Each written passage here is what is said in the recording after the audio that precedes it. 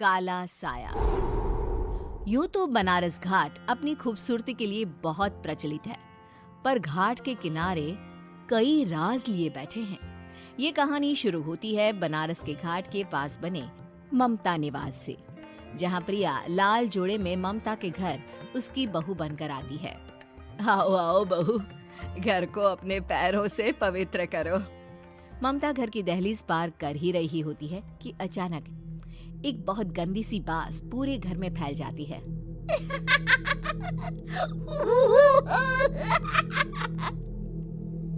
ये बदबू और ये आवाजें, ये कौन हंस रहा है माँ? अब ये पड़ोसी ना हमारे थोड़े अलग से है। कहाँ हम शाकाहारी और ये मांस मच्छी खाने वाले।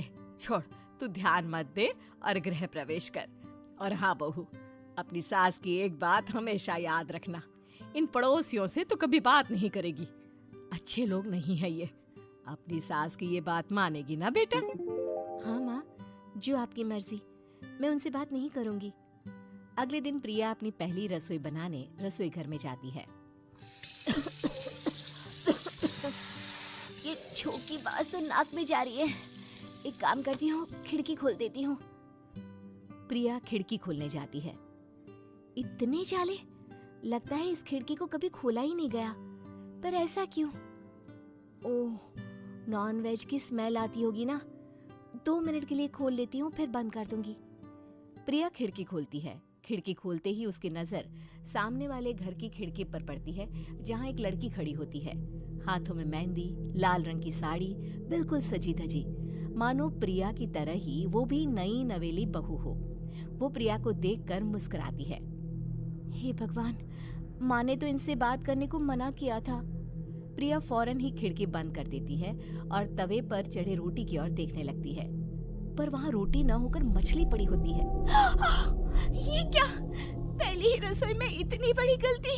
हे भगवान, अब मैं क्या करूं? प्रिया बहुत डर जाती है और फौरन रसोई की सफाई करने और फिर सभी के लिए खाना बनाने लग जाती है। जब वो सबको खाना परोसती है, सब तो ठीक है, मैं बेकार में चिंता कर रही थी। हे भगवान, ऐसे ही बस अपनी कृपा बनाए रखना। रात के वक्त जब सब सो रहे होते हैं, तब प्रिया को पायल की आवाज सुनाई देती है, जिससे उसकी आंख खुल जाती है। ये पायल की आवाज कहाँ से आ रही है? प्रिया उठकर उस आवाज के पीछे छत की सीढ़ियों तक जाती है। तभी उसे बच्चे के रोने की आवाज आती है। प्रिया छत पर जाती है तो क्या देखती है? वही लाल साड़ी वाली लड़की अपनी गोद में एक नवजात बच्चे को घुमा घुमा कर सुला रही है। तभी प्रिया की नजर उसके पेट पर पड़ती है। ओह गॉड, ये तो प्रेग्नेंट भी है। सुनिए, बच्चा सो नहीं रहा है क्या? मैं कुछ मदद करूं? नहीं नहीं, आपके घर वालों को अच्छा नहीं लगेगा, मैं संभाल लूंगी। स्नेहा की गोद से बच्चा हाथ मारकर प्रिया की गोद में आने को छटपटाने लगता है। दोनों घर अगल बगल में बने होने के कारण प्रिया उस बच्चे को गोद में ले लेती है। प्रिया के पास आते ही वो सो जाता है। बच्चे का वो स्पर्श रात भर प्रिया भूल नहीं पाती और अगली सुबह वो छत पर कपड़े सुखा रही होती है। तभी उसे एक औरत इशारा करके बुलाती है। स्नेहा कह रही थी बाबू तुम्हारी गोद में आते ही सो गया। मैं गौरी, स्नेहा की माँ हूँ। बहू, घर आना, बाबू को खिला भी लेना। शाम को जब घर पर कोई नहीं रहता, बच्चे से मिलने के लिए प्रिया छिपकर अपनी पड़ोसन के घर चली जाती है और कुछ देर बच्चे को खिलाकर वापस लौट आती है।